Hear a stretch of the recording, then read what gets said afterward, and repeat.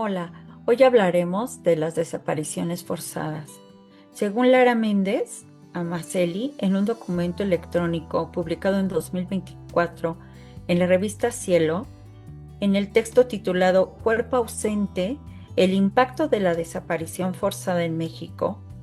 Y bueno, la desaparición forzada se entenderá como el arresto, la detención, el secuestro o cualquier otra forma de privación de libertad. La desaparición de personas en México ha sido una práctica recurrente, pero adquirió mayor visibilidad tras el caso de los 43 estudiantes de Ayotzinapa en 2014, que evidenció la profunda crisis en materia de justicia, impunidad y derechos humanos en el país.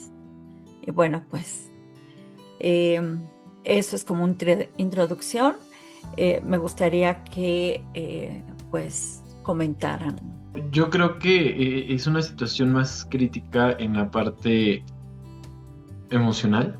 En esta parte del gobierno, digo, es algo muy preocupante porque, bueno, hemos visto que han aumentado o se han visibilizado más, como bien lo decías, pero realmente es encontrar algo, ¿no? Es encontrar algo que no sabes qué va a ser. Porque si bien puedes encontrar a lo mejor con estas madres buscadoras o estas personas que se dedican a buscar todo el tiempo a su familiar, pues la situación es que no van a encontrar a veces un cuerpo. Pueden encontrar un dedo, pero el dedo no sabe si es de la persona, de tu ser querido o no. Puede ser de cualquier otra. Y sobre todo, te puede dar una esperanza de que esté vivo o no.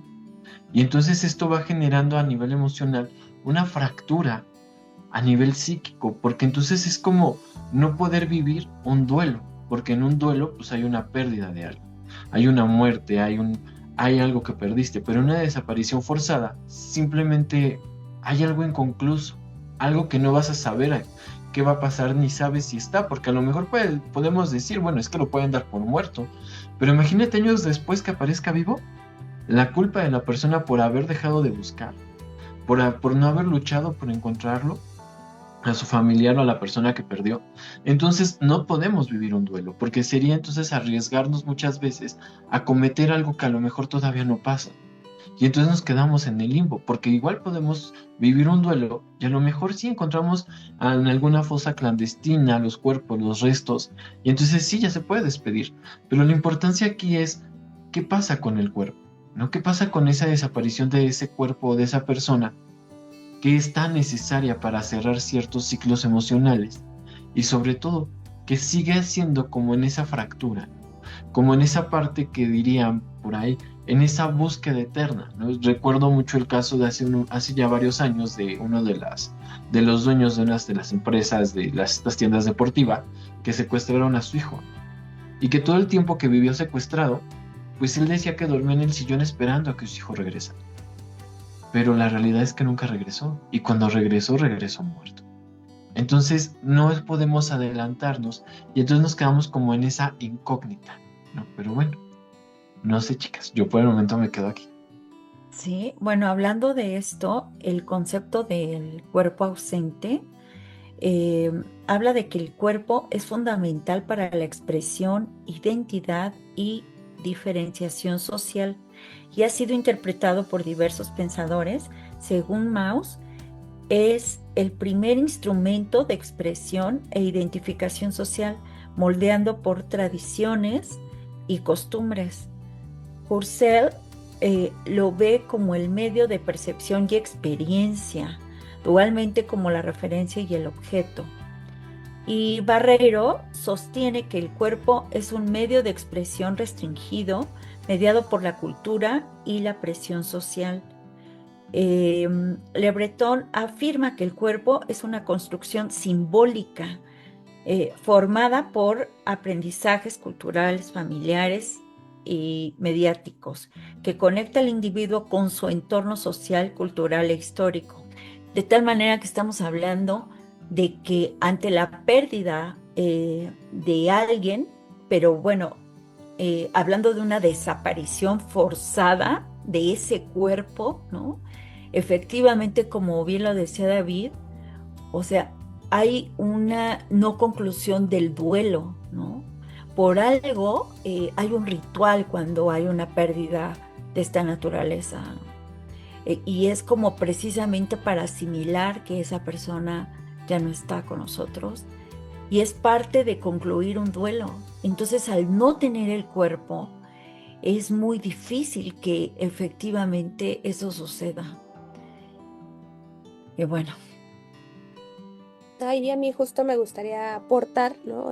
Freud en Duelo y Melancolía, les voy a leer una cita y ahorita la quiero comentar y no sé qué piensen ustedes, pero dice, sabemos que el duelo, por doloroso que pueda ser, expira de manera espontánea cuando acaba de renunciar a todo lo perdido, se ha devorado también a sí mismo y entonces nuestra libido queda de nuevo libre, para si todavía somos jóvenes y capaces de vida, sustituirnos los objetos perdidos por otros nuevos que sean, en lo posible, tanto o más apreciables. Cabe esperar que con las pérdidas de esta guerra no suceda de otro modo. Con solo que se supere el duelo, se probará que nuestro alto aprecio por los bienes de la cultura no han sufrido menoscabo por la experiencia de su fragilidad. Lo construiremos todo de nuevo, todo lo que la guerra ha destruido y quizás sobre un fundamento más sólido y más duraderamente que antes.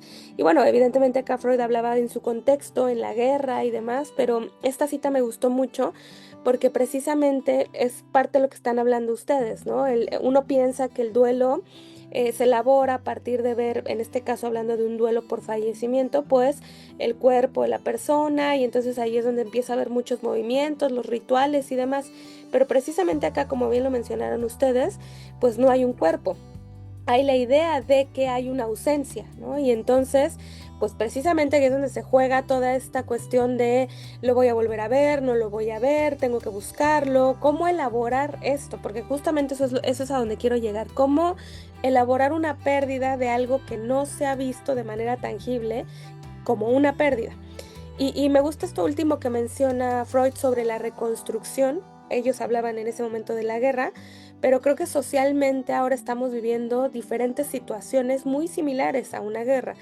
Y entonces creo que toda esta cuestión de pérdidas humanas, ¿no? Y de no saber hacia dónde darle en nuestro contexto social, pues nos invita también a pensar cómo será la reconstrucción ahora, porque lo pienso y mientras los escuchaba de qué difícil es, ¿no? Hacer un duelo cuando no hay más que la ausencia. Y entonces es todavía más pues estrujante el pensar que esas personas no podrían elaborar un duelo, porque entonces lo veo yo como si estuvieran en una especie de limbo, ¿no? O sea, entre tenerlo y no tenerlo, y es demasiado complicado para las personas. A mí me gustaría pensar que podría hacerse algo, ¿no? En realidad, psicológicamente hablando por ellos, porque ya de por sí la situación es compleja, como para todavía pensar que este limbo tiene que durar por muchos años. No sé qué piensan ustedes. mira, Freud, o sea, como que mm, él hablaba de ciertas cosas y esto que hablas acerca del duelo, no me acuerdo en qué otro tomo, pero más adelante él concluye que de alguna manera el duelo como tal no se resuelve de por sí. O sea, es algo que de alguna forma está como dormido, ¿no? Y entonces vuelve la herida en otros momentos y nunca cesa, ¿no? Y es justamente cuando se muere su hija que él reflexiona sobre esto que hablabas. Entonces, imaginemos por un momento, ¿no? Que si de una pérdida no terminamos de resolverla nunca, sobre todo de los hijos, ahora, ¿cómo será, ¿no? Cuando efectivamente hay una ausencia de ese cuerpo que no te está, no sé, diciendo en la realidad que esa persona ya murió, que no está contigo, ¿no? Creo que, pues, al final tiene muchísimos problemas a nivel social y bueno, mm, tengo aquí algunas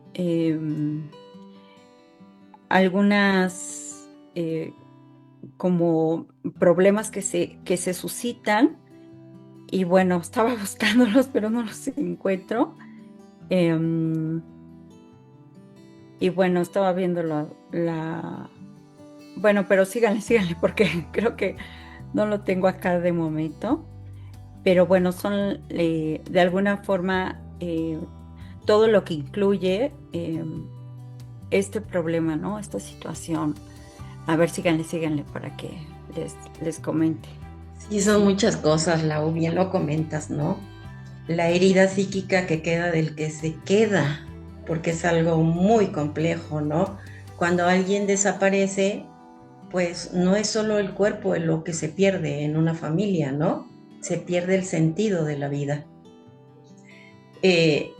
Como uno de ustedes lo decía, quedan atrapadas en un limbo, donde no pudieron despedirse, donde no pueden llevar a cabo ese duelo, no saben las madres si llorar o seguir buscando, ¿no? Es como una incógnita, ¿qué sigue? ¿Qué voy a hacer? Y ese dolor en las familias se convierte muchas veces en un insomnio, para otras enfermedad física y enfermedad mental. Se convierte en un trauma heredado y ese trauma heredado pues sabemos que va a ir de generación tras generación porque no supimos cómo llevar a cabo esa pérdida de ese ser, pero a la vez la pérdida de ese núcleo familiar, donde a una madre a veces no se le puede entender que agarre, saque su varilla, su machete o lo que sea y se salgan a buscar. La angustia que queda con esas familias en ese hogar es: ¿volverá o no volverá mi mamá? Y nuevamente inicia ese proceso de qué va a pasar, ¿no? Para estas búsquedas yo creo que siempre es una lucha cotidiana. No hay a quién llorarle. Tengo que buscar cómo voy a encontrar a mi familiar, porque sabemos que el llevar en estos duelos pues es importante, ¿no? Lo simbólico. Pero aquí lo que me gustaría comentar, ¿no? En esta lucha de estas mujeres que lo vemos, que a veces dentro de ellas, pues también hay una soledad, hay un abandono que muchas veces puede ser de la familia, y ¿por qué no? Del mismo Estado, ¿no? El mismo Estado, porque ellas buscan y el Estado lo que hace es voltear la mirada. Y finalmente ellas son hermanas, son hijas, y ellas no son forenses, pero andan cavando con palos, con sus manos, pero también con un corazón roto, rotas internamente, ¿no? Y aquí inicia la enfermedad de la que hablaba, ¿no? La enfermedad mental. Y bueno, quisiera como ampliar un poco esto del impacto en las familias. Y bueno, la desaparición genera una serie de daños, incluyendo fractura familiar, pérdida de empleo, deterioro de la salud, destrucción de las redes sociales y un sufrimiento constante marcado por incertidumbre y desesperanza. O sea, es algo muy profundo, es una herida, como bien decía Sara, pero es una herida que no cesa.